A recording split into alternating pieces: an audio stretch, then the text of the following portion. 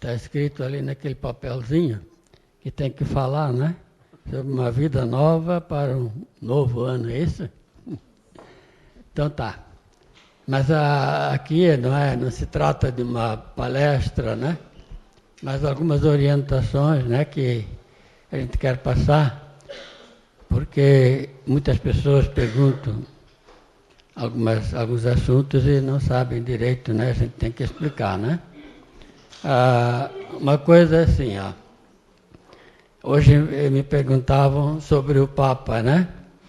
Papa. Sabe que nós tínhamos o Bento XVI, né? E Nossa Senhora sempre dizia, Papa Bento XVI. Para o Francisco, ela dizia, reza por Francisco e seu colegiado. Certo? Agora, o Bento morreu, né? O Bento está no céu e agora nós temos o Francisco. Pelo regulamento da igreja, o Francisco é o Papa. Nossa Senhora não diz, reza por Papa Francisco. Ela diz, reza por Francisco e seu colegiado. E não tem uma oração especial. Ela não ditou nenhuma oração. Então a gente reza qualquer oração que a gente quiser para Francisco e seu colegiado. E precisa rezar muito. Precisa rezar muito. E não devemos desanimar. E há tempos atrás ela já tinha dito, a oração nossa, a oração do Salva-Almas, tem muito poder. E ela dizia, às vezes não dá para entender como é que vocês têm dúvida de que a oração de vocês pode até converter o Francisco. Então não precisamos ter dúvida da nossa oração. Então vamos continuar rezando por Francisco e seu colegiado, qualquer oração, toda oração, né? As outras orações para o Papa Bento XVI, não precisa mais rezar por ele, já está no céu, né? O Papa João Paulo II, a oração é para a igreja, já foi rezado hoje aqui, oração para a igreja, né? Então tá. As pessoas me perguntam também sobre amorização. A gente às vezes pede para as pessoas rezar, sobretudo para as crianças, né? Fazer exercício de amorização. E muita gente não sabe o que é. Hoje mesmo já foi respondido aqui alguns bilhetes e a senhora orienta, reza a amorização. Então, a criança principalmente, né? Está doente, qualquer problema que ela tenha, a mãe pode fazer a amorização. Então a criança está dormindo, a mãe não deve acordar a criança, a mãe deve ir no ouvidinho da criança, no ouvido da criança e conversar com a criança. Ela deve se identificar, eu sou a tua mamãe, né? Se identifica e dizia o nome da criança, né? José, eu sou a tua mamãe e quero conversar contigo. Então, se for uma criança rebelde, por exemplo, aí a mãe pode dizer assim, que bom que você é um menino calminho, que bom que você é um menininho obediente, que bom que você é tranquilo. Então, deve elogiar a criança como se ela fosse do jeito que a mãe gostaria que fosse. A criança não gosta de estudar. Que bom que você gosta de estudar. Que bom que você gosta do caderninho, do livrinho. Que legal, você vai se dar bem, você vai ser alguém na vida porque você gosta de estudar. Então, se a criança não gosta de estudar, você tem que elogiar como se ela gostasse de estudar. E assim qualquer outro problema. Problema de saúde, por exemplo. Que bom que você é uma criança saudável. Que bom que você é uma criança que come bem, que se alimenta bem, que tem apetite. E assim, todos os problemas. A mãe deve falar o contrário. Deve elogiar como se tivesse então. Deu para entender? Deu, né? Então tem que falar sussurrando no ouvido para não acordar a criança. Por quê? O cérebro, ele vai aceitar aquilo que a mãe diz. Mas se a criança estiver acordada, o cérebro pode aceitar ou não. Ele reage, aceita ou não. Mas se a criança estiver dormindo, o cérebro só recebe, ele não pode reagir. Ele vai só receber aquilo que a mãe está dizendo. A gente fala mãe porque mãe ou a avó que cuida da criança, aquela que está mais ligado à criança, né? As pessoas que estão mais ligadas à criança, que cuida da criança.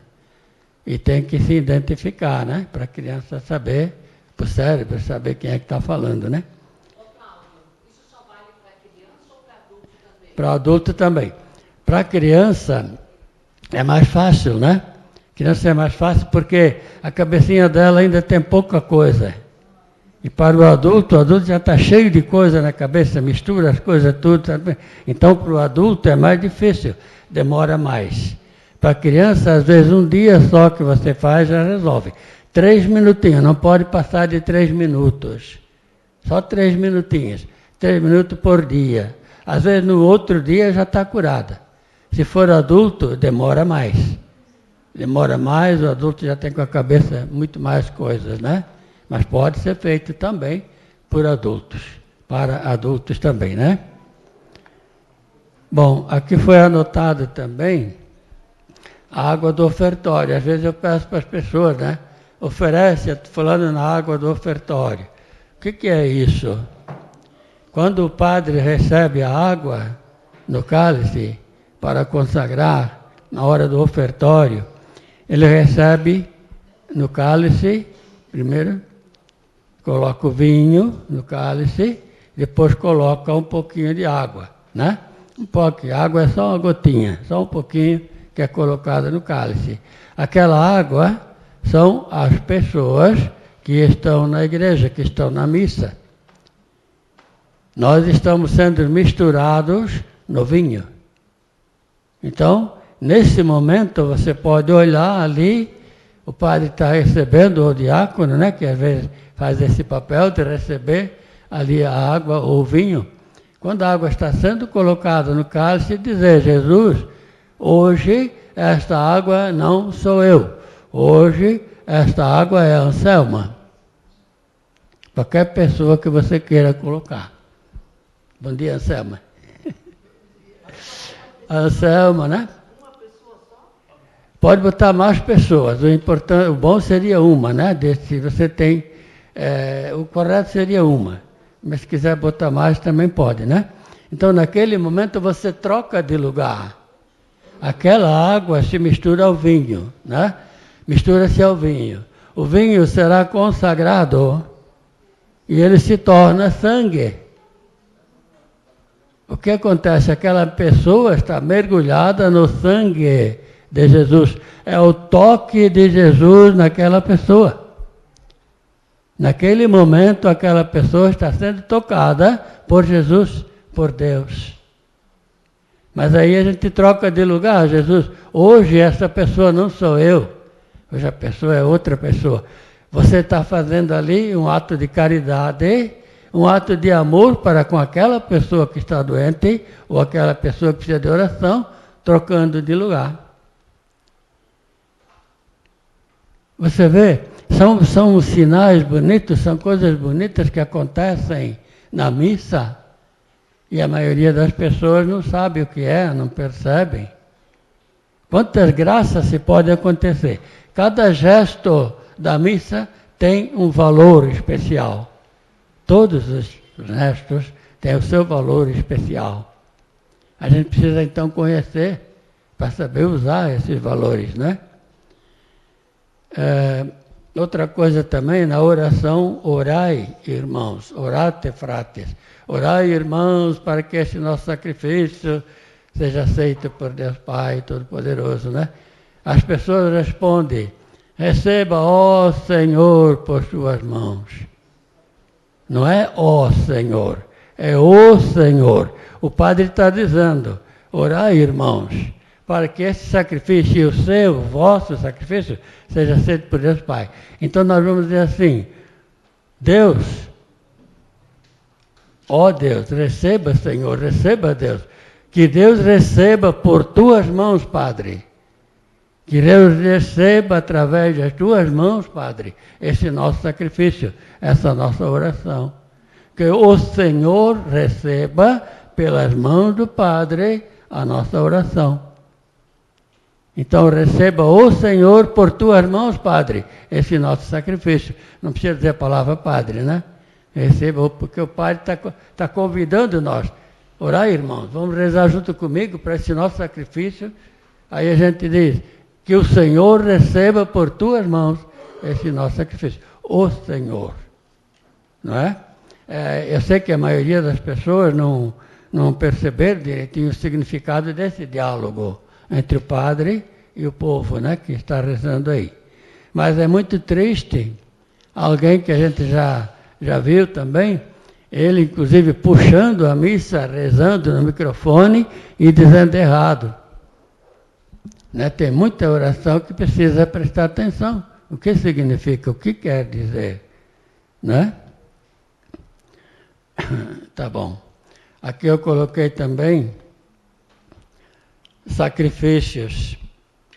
Aqui a gente vê que todas as pessoas, todos nós, passamos por algum sacrifício, por algum sofrimento, por alguma dor.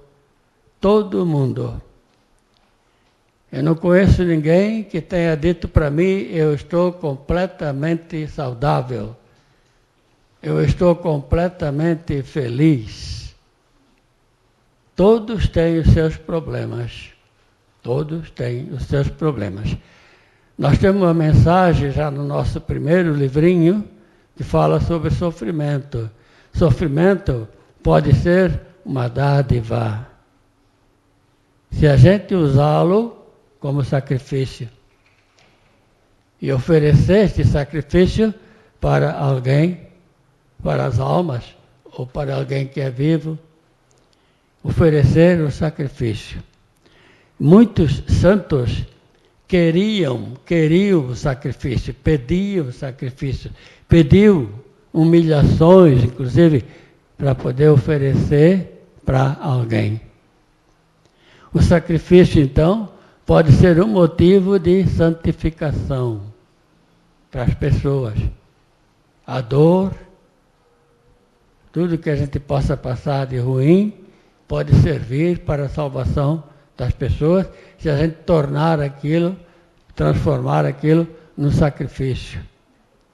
Um sacrifício de amor, de paz, oferecendo então para alguém. Muita gente sofre com problemas, né, com dores, feridas.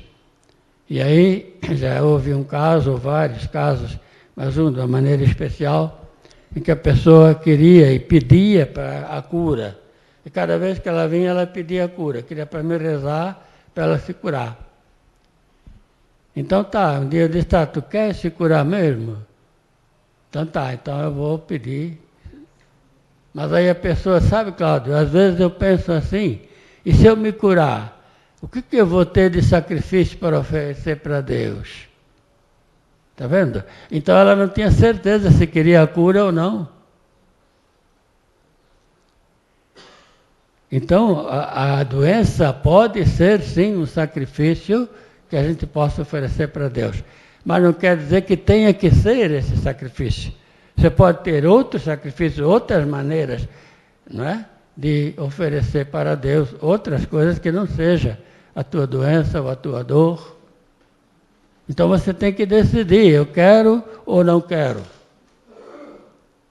Porque Deus não vai fazer nada se você não tiver certeza, se você tiver dúvidas, ou se você não sabe o que você quer. E Deus respeita o nosso livre-arbítrio, né? Eu coloquei aqui também os odres. Hoje eu estava lendo no Evangelho de São Lucas. Nos outros evangelhos também tem, mas hoje eu estava lendo um pedacinho do Lucas lá e falava sobre odres, né? Não coloca vinho novo no odre velho, porque senão o odre arrebenta, né? Vinho novo se bota em odres novos, senão o velho arrebenta. E eu fiquei meditando depois, conversando um pouquinho com Jesus, mas o que quer dizer isso aí? O que Jesus quer dizer com isso? Quer dizer que você é um velho, e se você não for um odre novo, você não vai receber vinho novo. Não adianta alguém evangelizar alguém se ele não é convertido, se ele não é uma pessoa boa, se ele não é um odre já novo. Todo mundo pode se transformar num odre novo. Todo mundo que é pecador, por pior que seja, ele pode se transformar num odre novo. Numa alma nova, num coração novo. E essa alma nova, esse coração novo, aí sim tem direito de receber o vinho novo. O vinho que transforma, que eleva, que santifica, que dá o céu para a gente. E quem não se modificar, não se transformar, não adianta, porque o vinho novo vai cada vez piorar, vai arrebentar. Porque aí é sacrilégio, é mais pecado ainda, né? Por isso que a gente precisa prestar atenção quando a gente pede alguma coisa para Deus, ou quando a gente precisa ver se a gente merece, se a gente está preparado até para receber qualquer graça.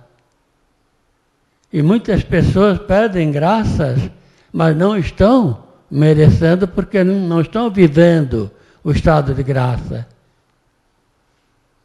Eles não querem rezar. Quantas pessoas vêm pedir coisas para a gente, pedir, eu tenho que rezar isso. Rezar não é necessário.